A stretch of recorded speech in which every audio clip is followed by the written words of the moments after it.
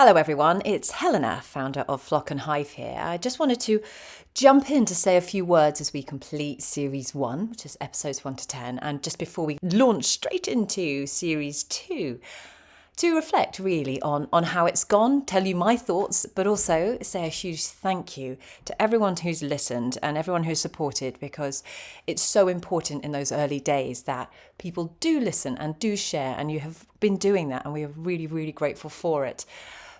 I'd love to know how you feel about the eclectic nature of things that we talk about, because personally, I've really loved taking a deep dive every week into something completely different, becoming like an expert for a week in something and having the opportunity to ask people who really know what they're talking about some questions that I've always wanted to ask.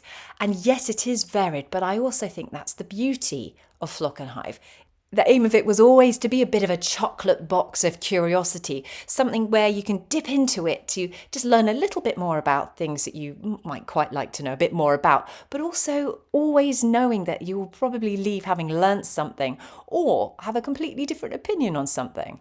And I've personally really, really loved that journey, and I really hope that you have too. The aim as we go on is to keep alternating between science and spirituality and nature, and Series 2 will see a fair bit more of the artistry and culture as well along the way. I can already tell you that, but we'll be talking about the rise of the highly sensitive person, looking into the language of bees, where to start with perfumery if you're interested in that, and also the lost art of florography, which is the old Victorian language of flowers.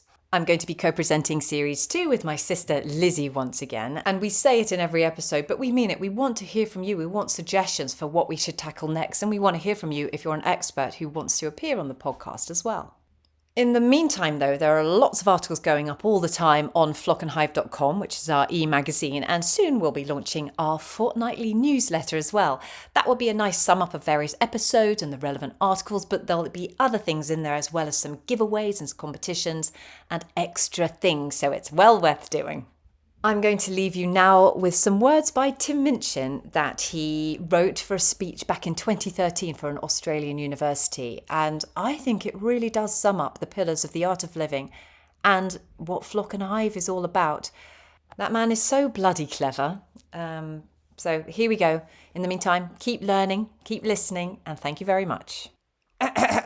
So, there is only one sensible thing to do with this empty existence, and that is fill it. Fill it. And in my opinion, until I change it, life is best filled by learning as much as you can about as much as you can, taking pride in whatever you're doing, having compassion, sharing ideas, running, being enthusiastic. And then there's love and travel and wine and sex and art and kids and giving and mountain climbing, but you know all that stuff already. It's an incredibly exciting thing, this one meaningless life of yours. Good luck.